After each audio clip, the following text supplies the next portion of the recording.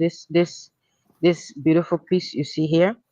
So we're gonna go in and around this little beautiful piece so that you will see what we're talking about. You can see from the bare board here. This is what they intend to do further on this big land they have here. But today we are not going to be showing you the entire land. I'm going to just be showing you this building inside and outside.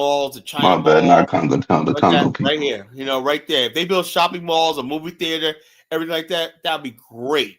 I Because don't know who you're talking to, Jonathan. They're giving you wrong information. Congo people are not born in Sierra Leone. Congo people live in Monrovia. The Congo They don't people live ain't from in. Sierra Leone. no. No, these are people who came. Most of them came from places like Trinidad and Tobago. They were captured. They were captured on the ocean, Gonna be being sent entering to slavery and inside free in the stream. Liberia. So This So is those are the Congo people. Those are the real Congo people. People who were repatriated from places like Haiti, This is a Barbados, billboard.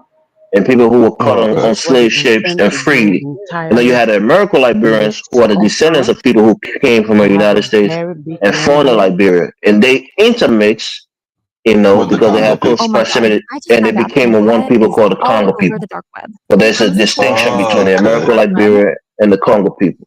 All right. So what The are those Congo people in people, Sierra Leone? yeah, those people are called the Creole After people. here, Those are the people that went back Oh, there. okay. let me show you the compound. Creole. Yeah, those are the This is Creole what they who, intend to do here. This is yeah, a this is very Yeah, big different. so compound, Creole. a We're very dark big country. compound, and they intend to put apartments and buildings like everywhere within Elvis, the you familiar with compound. Cuttington So this University? is very nice here. Yeah, the Somebody guy that said came on the that. After show, showing you the the guy that outside came of on the show, this that's why he building, went to school. He was trying now to tell we are Carla, going but to Carla talk was just to talking, blah, blah, blah, blah, blah, blah. this His name is, beautiful yeah, I know Okay, people that cool. went Because to I school got at some, Confronting. I got some people that go to Cuttington University. I want to bring them on the Okay, platform. guys, we are here with the CEO I of want to the try Atlantic that. on View pause now, Residences. Carla. You can't Yeah, hear you. The Confronting University is CEO in is going Swakoko, to Bone be County. telling us a little bit Is it about a Been good there. school or bad how school? It was a really good Atlantic school before. View Now, residents. it's kind of lost its privilege, but it's one of the better schools in the country. Only in Africa you got architecture like this, and Okay. these are mostly what they call modular homes, whatnot, prefabricated homes and whatnot. They put them up really quick. They can put a house like this up in days, So, so like I said, I like it, man. Just if I was able to have a business in Liberia, that's where I would live, right there in Marshall. That's exactly where I would live, You right gotta near buy the you one of airport. them houses, fella. You What? can make it. I said you gotta buy you one of those I got to houses. land in that area, Colin. I got to land in What that you area. say? If I wanted Elvis said land, I could have he land. gonna give you the land I would want to live. and you I pay would for the want to live house. in a development like that. I don't want to live on land in Liberia. I want to live in a You development. know the problem with that place, Colin, and that's an opportunity too, Colin, for Jonathan or anybody. They got water, Listen, electricity, and sewer listen, systems too. Colin. One They got second. sewer. They got sewer The systems and water. opportunity for that area is that a lot of development is going on there in terms of houses, So but amenities or entertainment is an I opportunity. said All that. of I these said, people who are hold on. moving there That's are people who have opportunity some right there. money, Because all they got but to you do is, need to build bro, when the parks, you need first to person, build, eateries and first things person like that that. builds a shopping center right there is going to get filthy rich. Trust me. The first person that builds a So shopping center. those are opportunities you should be telling people about. Well, I know These that, are but a lot of virgin people don't communities with a lot of wealthy people. I said like Build this. things that their Bottom children line could is, go to. that's why I said, Build look, soccer pitches that the kids hold can on. go to on a leisure Check time. this out.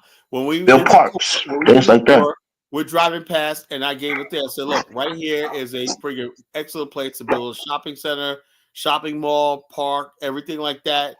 A cinema, All that stuff like that. Yeah, a And it's lot of right near the opportunities airport, there. it's right next to the airport, And so the And so bottom line most people don't like to live there because you know what people do? These are like their what do you call it? Their cabins in America, right? Like we'll call them.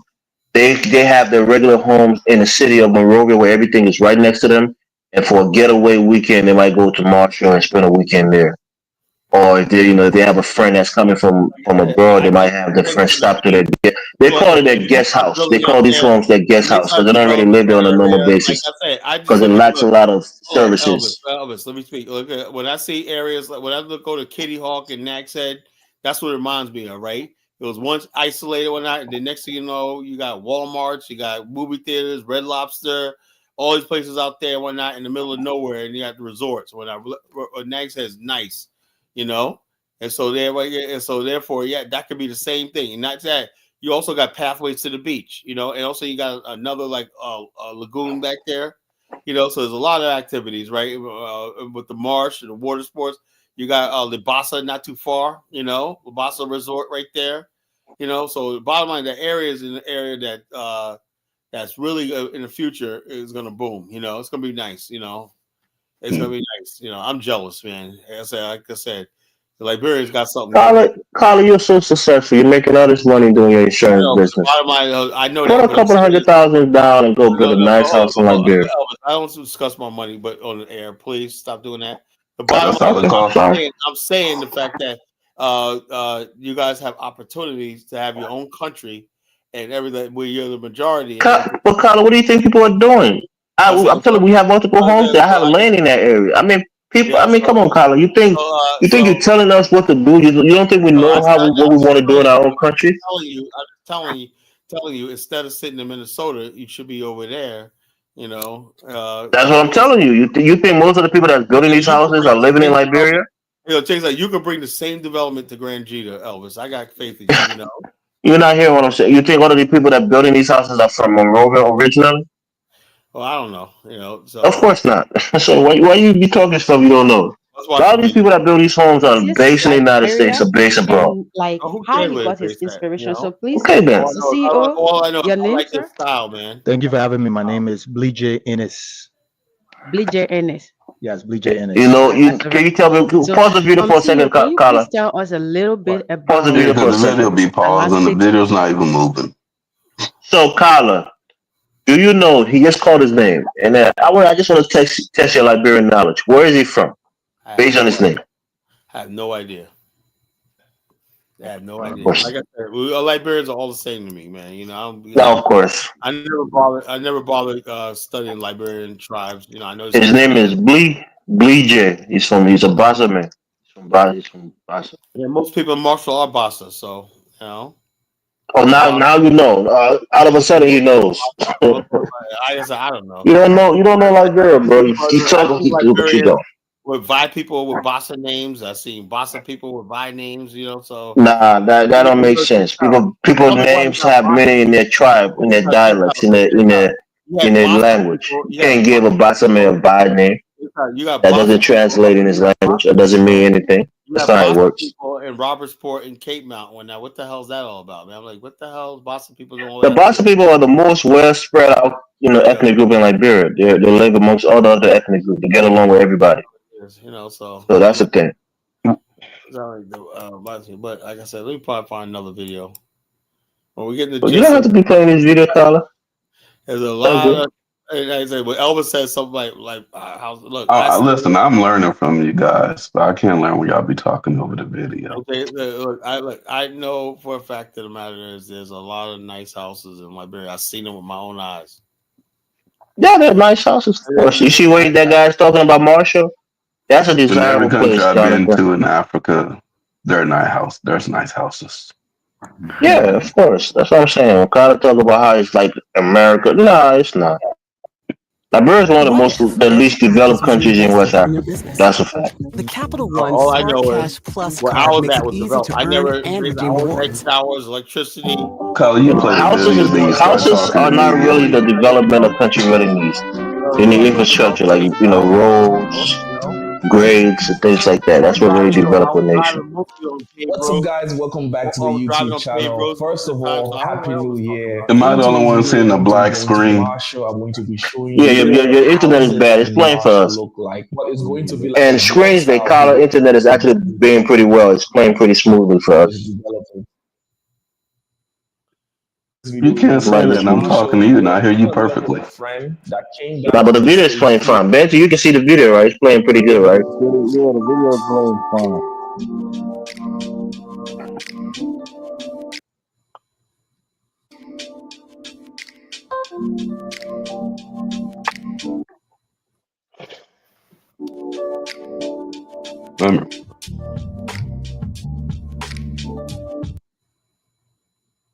This place looks like a village in Nugukana, Kala.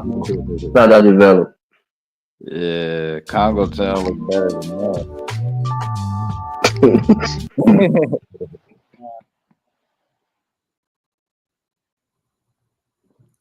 This is a new development. These houses are $50,000. You know, so if you want a piece of Africa, not near the airport, whatever like that, you know, you want to get your feet wet. I think Liberia is a perfect place because, like I said, when you buy a house, the property you actually own it. You know, I hate that. I dislike that style of architecture. You have a ranch style home with that real Nigerian style roof. It's ugly. It almost look like a. Yeah, I ain't gonna lie. I was about to say that's not no American. Yeah, it looks like one of those mud houses with the roof on top of it. Yeah, it looks like a hut on the top. Yeah, it looks like a hut from the side. Yeah, that's what I'm saying.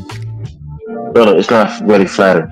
Nigerians do it better. They build a real tall house with that real big roof on it. Ain't nothing wrong with that house. I live in there. That's what I'm saying. Buy one of those, Carlo. Build one of those. You can do it. I have no right now. I have 9 interest in living in that. I got a business to run. I got business to build. So I would love to in my dream. Colin, That's where I want to you be. got a But wife, I know it's not you reality. gotta It's not my buy a reality. house. Yeah, I know, but I know I gotta buy a house. I'm gonna buy a house for her there. But the bottom line is this: I gotta make my money here. That's what a lot of Liberians do, Carlo. They stay right here. They work their asses off, save a few $100,000, and build homes in Liberia. That's the whole game. I'm Black American. That's why I think, Why they say fellas, Liberia? Why they always gotta say something that's gonna shock you though? What? Who? Oh, Liberia homes that would shock you. That's clickbait. Oh, that will shock you. Oh, I didn't see the title. My bad. Y'all I thought don't you cut said that shit out. I didn't see. That's what I say. And I'm a Liberia. I love my country, but I've seen the homes in Nigeria. I've seen homes in Ghana, and it far surpasses the homes we have in Liberia. So relative to Liberia, these are nice homes. It's been a long time, man. Oh, It's been 7 hours, man. Yeah, Colin, go to church tomorrow. Yeah, get some rest, Colin.